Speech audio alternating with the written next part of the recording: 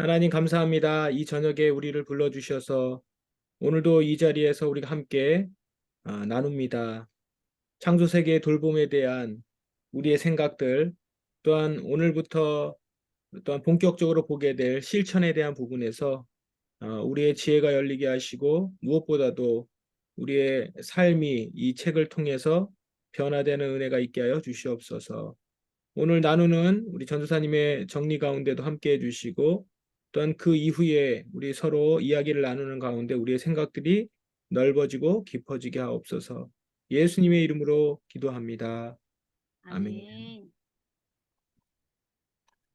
자, 우리 다들 시작하겠습니다. 네, 다들 한여름에 건강하신지 모르겠어요. 이게 덥다 보니까 그죠? 더우면은 뭐 그냥 에어컨만 있으면 될 줄 알았는데 이 덥다 보니까 건강 챙기기가 의외로 쉽지 않더라고요. 냉방병도 조심하셔야 되고 건강하게 잘 드셔야 되고 오늘 실천 2도요. 보니까 그 적용이라기보다는 그래도 이론이라기보다는 좀 원리적인 부분이 더 많은 것 같긴 합니다. 예배의 측면으로 창조 세계를 돌보는 거를 예배와 이제 연결해서 이야기를 했어요. 처음에 첫 줄, 예배는 존재의 목적이다. 그쵸? 우리가 존재하는 이유가 하나님을 예배하고 하나님의 영광을 드높이기 위함이잖아요. 선교는 마지막 날이 되면 끝나고 없어지지만 예배는 영원히 끝까지 지속되잖아요. 그죠? 따라서 우리의 존재 목적은 예배죠. 그런데 그 예배라는 게 우리 종교적인 활동에 국한된 그 주일 예배, 뭐, 요런 것만 포함된 게 아니라 더 넓게는 우리 삶의 모든 일상의 행동, 우리가 하나님께 드리는 그 마음가짐, 이 전부가 예배라는 거죠. 그렇죠? 맞죠? 그래서, 그렇기 때문에 내가 주일에 예배를 드리고, 그다음에 주중에 직장에 가서 이제 가난한 이들을 착취하거나, 탈세하거나, 지구 대기 오염을 시키는 일을 내가 하고 있다면, 그거는 이제 나는 참된 예배자가 아닌 거죠. 그죠? 이제 이어폰 복음성가 들으면서 장을 보지만 단순히 싸다고 해서 잔인한 방식으로 도축된 동물을 사면 그게 이제 예배가 아니다라는 거예요. 그래서 우리가 이번 주에 주일에도 다뤘잖아요. 거짓 예언자와 참 예언자를 구별하는 방법이 뭐냐? 뭐였죠? 소그룹 1번 정답이 바로 의로운 행동을 하게 하도록 하는 예언은 참 예언이고 거짓 악한 행동을 하는데 그것을 뭐라고 하지 않고 그대로 놔두면 그게 이제 가짜 예언이라는 거잖아요. 그죠? 그래서 이 행동으로 기독교 신앙은 분명히 드러나요. 그냥 관념적으로, 생각으로, 내 마음 안에 있는 어떤 걸 다루는 게 아니고 그 마음 안에 있는 게 반드시 행동으로 나타나기 때문에 기독교는 분명히 행동과 관련이 있고 예배는 깊이 행동과 관련이 있다라는 것을 또 연결해서 볼 수가 있어요. 그래서 이제 요 과에서는 여기 월십이라는 앞에 원더, 오프니스, 루트니스, 사베스, 핸드, 인테그레이션, 프레이어 요거 해가지고 한 6개, 7개로 이제 정리를 했어요. 첫 번째, 하나님이 지으신 창조 세계를 바라보며 감탄하기. 자, 우리 감탄하기를 잘해야 된다는 거예요. 그죠? 감탄은 예배의 디딤돌이라고 얘기합니다. 171쪽에. 자연을 보면서 굉장한 아름다움과 놀라움을 느낄 때 우리 뭐라고 해요? 이야, 이것을 지으신 하나님 정말 너무너무 멋있다. 라고 우리가 하나님께 감사하잖아요. 여기 173쪽, 여기 시편 96편 보면 하늘은 기뻐하고 땅은 즐거워하며 바다와 거기에 충만한 것이 외치고 밭과 그 가운데 있는 모든 것은 즐거워할지로다 라고 하면서 창조 세계가 스스로 하나님을 찬양하고 있음을 이제 말씀으로 보여줍니다. 그죠? 하나님, 창조 세계가 하나님을 찬양하고 있습니다. 그러면서 174쪽에 여기 위트겐 몰트만 이게 유명한 독일 신학자인데 이분이 뭐라고 했어요. 이게 무슨 말이냐? 우리는 이미 울려 퍼지고 있는 창조 세계의 예배에 우리의 목소리를 얹어 하나님께 올려드리는 일을 할 수 있다는 말이라는 거죠. 그죠? 창조 세계는 이미 홀로 하나님을 찬양하고 있는데 여기에 인간이 감탄을 더함으로써 우리의 목소리를 얹는 거예요. 얹어서 함께 하나님께 올려드린다. 그러면서 우리 안에 자연을 보고 경탄하는 이런 감각을 우리 다시 일깨워야 된다라는 거예요. 그러면서 시편 19편에 시편 19편이 뭐죠? 하늘이 하나님의 영광을 선포하고 그거 맞나요? 동구 씨?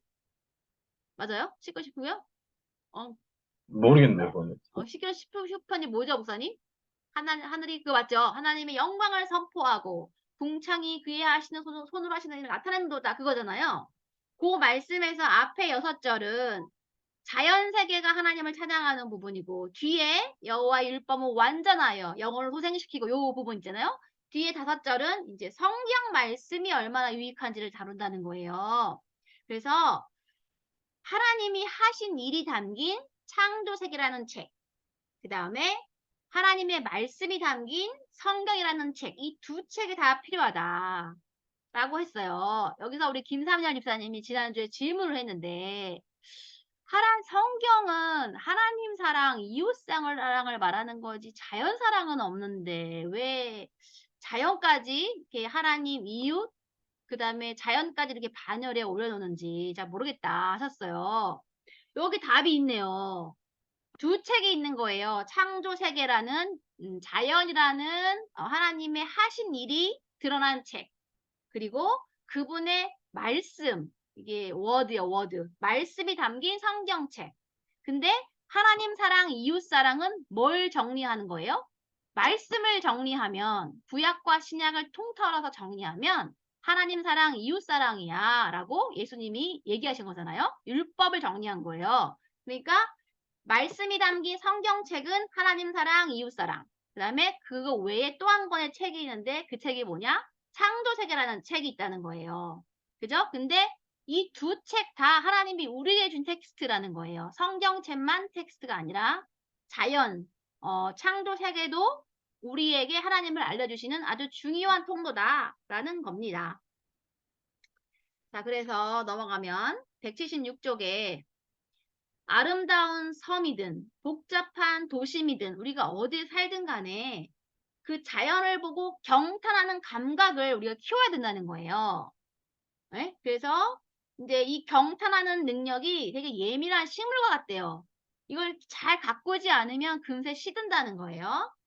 그래서 우리가 하나님의 발자취를 볼 수 있는 장소를 찾아내서 그분의 음성을 듣고 예배로 들어가야 된다. 그 얘기를 하고 있습니다. 그래서 자연 세계와 가까이 있을 때 우리가 하나님을 더 친밀하게, 더 깊이 예배할 수 있다라는 그 점이에요. 그래서 우리 동구 형제가 지금 산을 다니면서 하나님과 더 가까워지고 있잖아요. 그죠? 예, 그러면서 암송까지 하니까 두 책을 다 지금 활용하고 있는 거죠. 끊을 날이 얼마 남지 않았습니다. 그죠? 머지 않았습니다.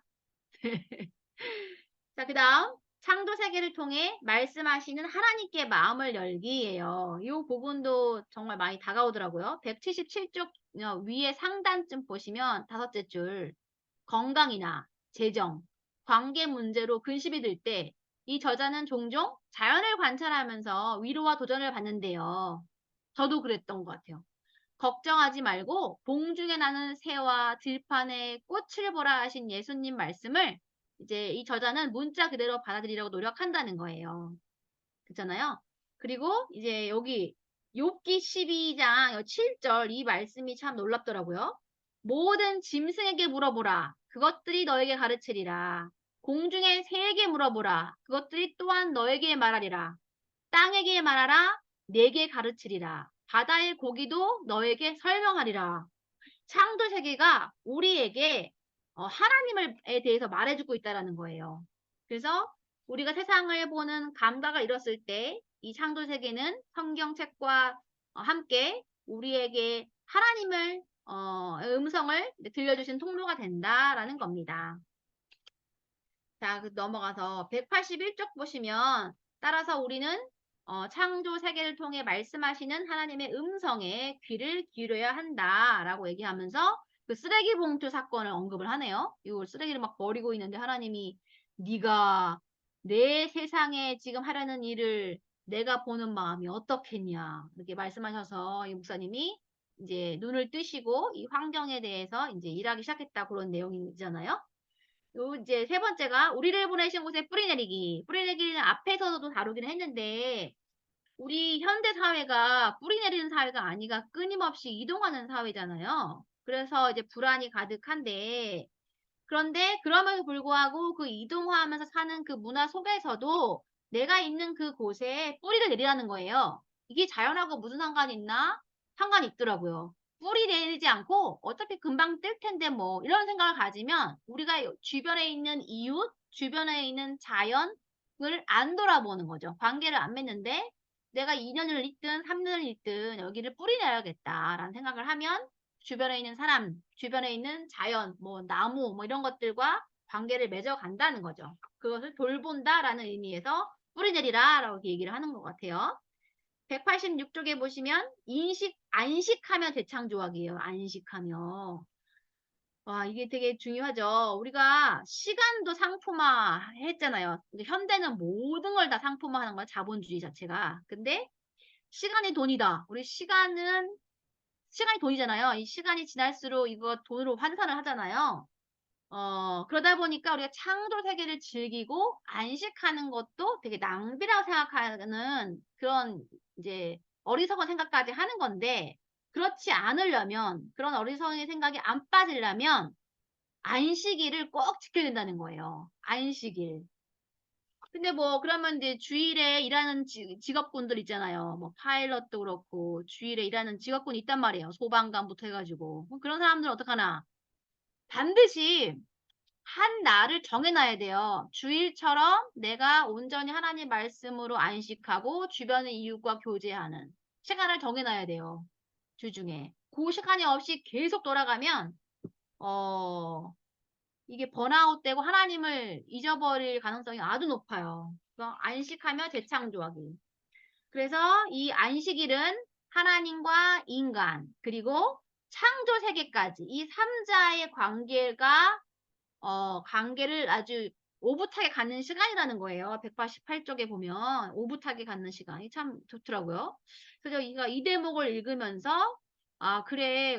우리 주일날 성도들이 교회에 왔을 때, 주일에 교회에 왔을 때 창조 세계와도 관계를 맺을 수 있도록 참 교회가 자연이 있는 그 장소에 있으면 참 좋겠다라는 생각도 해봤어요. 그래서 안식일은 우리가 하나님이 계획하신 패턴에 따라 잘 움직이고 있는지를 확인하는 시간이다. 그리고 하나님은 안식일을 통해서 인간과 동물, 지구 모두 리듬과 휴식이 얼마나 중요한지를 알려주신다라는 겁니다. 그래서 안식일은 영적으로, 우리의 정신적으로, 또 우리의 육신적으로도 평안하게 하는 데는 없어서는 안 된 요소다라고 얘기하고요. 그 다음에 이제 창조세계 실제로 참여하기인데 실제로 자연과 교류를 하라는 거예요. 어떤 연구에 의하면 녹지 접근이 제한된 지역에 사는 사람들의 그 정신건강이 문제가 있다라는 결과가 있다라는 거예요. 이건 너무나 상식인 것 같아요. 그죠? 그래서 여기 190쪽 가운데쯤 보시면 창조 세계에서 멀어진 채로 너무 오래 있으면 누구나 고통을 받는다. 얼마 전에 그 얘기 하더라고요. 누가 깜깜한 빛이 없는 그 한 집 방 안에서 20일을 건디면은 10억을 준다고 했는데 그 사람이 며칠 뒤에 뛰쳐나왔다는데요. 뛰쳐나왔대요. 그거 할 수 없나 봐요. 그러니까 인간은 자연과 멀어진 채로 오래 있을 수 없나 봐요. 왜? 하나님이 우리를 그렇게 관계적인 존재로 지으셨기 때문이겠죠. 그래서 여러 가지 뭐 어떤 식으로 관계를 맺나 뭐 주말 농장을 하는 것도 있고 식물을 돌볼 수도 있고 그죠? 어떤 사람은 새를 관찰하는 거, 또 어떤 사람들은 서핑 같은 거, 카누 타기를 즐기는 거 이런 것들도 다 자연과 관계 맺는 방식이라는 거예요. 중요한 것은 그러한 창조 세계와 관계를 맺는 것 자체가 하나님을 예배하는 것과 이제 연관이 된다라는 얘기를 하고요. 그다음에 192쪽에 보면은 모든 관계에서 일관되기. 이제 요게 되게 중요하더라고요. 요게 되게 핵심인 것 같아요. 모든 관계에서 일관되기. 서구 문화권에 사는 사람들의 가장 큰 특징은 삶이 다 분리되어 있다는 거예요. 영역별로. 이제 우리나라도 서구의 이 라이프 스타일 따라가니까 직장, 가정, 가족, 친구, 레저, 정치, 쇼핑, 신앙 이게 다 각각 분리돼서 돌아간다는 거죠. 그런데 이렇게 이제 분리된 거 통전성이라고 하거든요. 통합된 걸 통전성이라고 하는데 이 통전성의 결여는 우리와 자연과의 관계에서도 나타난다는 거죠. 그죠? 그래서 우리가 이 지구는 하나님 거야! 라는 거를 머리로는 믿지만 그런 신앙을 갖고는 있지만 우리가 실제로 직장에 나가거나 일반적인 삶을 살아갈 때는 이 지구가 하나님의 소유가 아닌 것처럼 막 행동을 하는 거죠.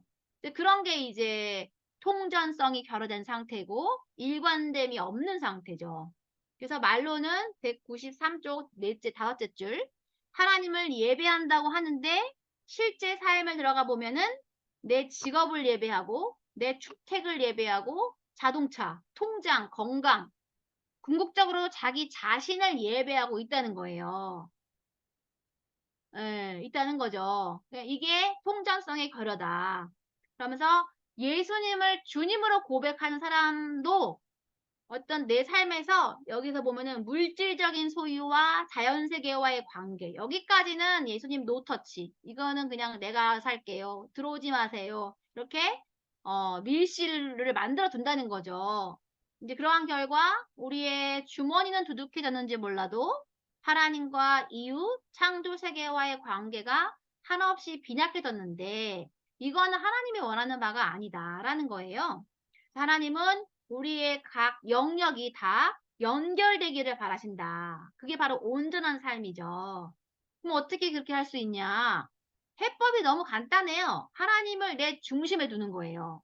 하나님은 여기 영역까지는 들어오시고 요 영역은 제가 컨트롤하겠습니다. 여기는 오지 마세요. 이거는 누가 중심인 거예요? 자기가 자기 삶의 사실 중심인 거예요.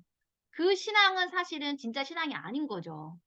그죠? 해법은 간단해요. 내 삶의 중심에 하나님을 두시는 거예요. 그래서 모든 영역에 하나님이 들어오시도록 신앙 영역뿐만 아니라 경제 영역, 정치의 영역, 환경의 영역에도 하나님이 들어오시도록 내어드리는 거. 그것이 바로 주님을 받은 사람이 주님을 주로 믿는 사람들의 예배의 삶, 예배의 핵심적 삶이라는 거죠. 그렇게 안 하면 한없이 우리는 이제 사방팔방으로 끌려다닙니다. 악한 마귀가 우리가 그 꽉 붙들고 있는 그 욕심, 요것만은 놓을 수 없어요 하는 그걸 가지고 그 내가 지키는 것 같죠? 아니에요. 그 마귀가 그걸 가지고 얼마나 우리를 쥐고 흔드는지 몰라요. 그 삶이 참 너무 비참합니다. 그러면서 195쪽 보시면 사도 바울이 이렇게 언급했어요. 너희의 삶을 하나님이 기뻐하시는 거룩한 산제물로 드리라. 이는 너희가 드릴 영적 예배다. 그게 뭐예요? 산제물이 뭐예요? 제물은 제물이에요. 우리가 양으로 이렇게 하나님 앞에 올려져 있는데 우리는 아직 죽은 건 아니니까 살아있으니까 산제물이에요. 산제물로 드리라는 거예요. 그러니까 내 자아, 내 의지, 내 생각 이런 것들 내려놓고 그냥 주님 앞에 너를 존재 자체를 드리라는 거예요. 발버둥 치려고 하지 말고 주인 되려고 하지 말고 라는 거죠. 그래서 우리의 삶과 라이프 스타일을 끊임없이 점검하면서 내가 어떤 영역은 주님께 아직 내어드리지 못한 영역이 있는지를 끊임없이 살피고 그 영역을 다 내어드려야 된다는 거죠. 그게 바로 영적 예배다. 그게 진정한 예배라는 거예요. 주일 예배만 예배가 아니라 그 모든 영역들을 하나님께 내어드리는 자가 정말 예배드리는 자다라는 거죠. 그럼 하나님 나라를 위해 기도하기 마지막 챕터에서 주기도문 언급하면서 뜻이 하늘에서 이루어진 것까지 땅에서도 이루어지도록 이러면서 여기서 이제 기도의 강조를 하죠. 기도의 중요성. 기도와 행동 두 개가 같이 가야 된다는 거예요. 그죠? 우리가 환경에 대한 녹색 사역에 비전을 둔 많은 그리스도인들이 빠지는 함정이 기도 빠지고 행동만 열심히 내는 거라는 거예요. 그러면 안 된다는 거예요. 기도를 해야 이 창조 세계를 향한 하나님의 마음을 갖지 기도가 빠져버리면 사실은 하나님의 마음으로 접근을 하는 것이 아니기 때문에 사실은 그거는 이제 녹색 사역이라고 할 수는 없어. 그냥 자기 사역이겠죠. 그래서 기도와 행동 이 두 가지가 같이 가야 된다. 우리 기도로 창조 세계를 향한 하나님의 마음을 우리가 갖고 일하다 보면 그 하나님의 마음을 주시는 그 비전, 하나님이 바라보게 하시는 그 세상 이런 것들을 우리가 품고 나아갈 수 있다. 그럴 때 비로소 섬기고 변화되는 일들, 행동에 변화되는 일들이 일어날 것이다. 라고 이제 마무리하고 있습니다. 네, 여기까지 정리하겠습니다. 네, 수고하셨습니다. 네, 오늘 내용도 근데 적용으로 한 발자국 더 다가간 그런 실천사항으로 한 발자국 더 다가간 그런 적용이었습니다. 월십이라고 하는 그 단어의 앞글자를 가지고 쭉 연결을 했는데 예배가 어떤 것인가를 정리함과 동시에 그다음에 창조 세계의 돌봄에 관련해서 예배를 잘 정리한 것 같아요. 그래서 개인적으로 저도 참 도움이 많이 됐던 그런 내용이었고 이 한 가지 한 가지를 좀 더 깊이 다루면 그거야말로 이제 예배의 영성이라고 할 수 있겠죠. 그 부분을 다룰 수 있게 되는 것 같아서 참 좋습니다. 네, 우리 함께 생각하기를 한번 읽어보겠습니다. 1번 170쪽 월십을 보면서 나 자신이나 내가 속한 교회와 모임이 특히 어느 영역에 주의와 관심을 기울여야 할지 생각해보자. 2번 소비 방식이나 라이프 스타일을 포함해 자신의 삶을 온전히 예배로 드리고 있는가? 온전히 예수님을 예배하며 살기 위해 일상에서 어떤 일을 실천할 수 있는가? 3. 지구를 위해 기도하고 있는가? 생각하면 마음이 불편해지고 걱정되는 환경 문제들을 떠올려 보자. 내가 사는 지역의 문제도 좋고 전 세계적인 문제여도 좋다. 이 문제를 놓고 하나님께 기도하라. 정기적으로 기도할 때마다 창조 세계를 위한 기도도 함께 드리자. 요 세 가지입니다. 우리 세 가지 내용 1번, 2번, 3번 차례로 하나하나씩 이렇게 얘기해도 좋을 것 같아요. 대표적인 거 하나만 하셔도 되겠지만 뭐 새 내용이 연결되니까 같이 연결해서 이어서 같이 얘기를 해주시면 되겠습니다. 네, 우리 화면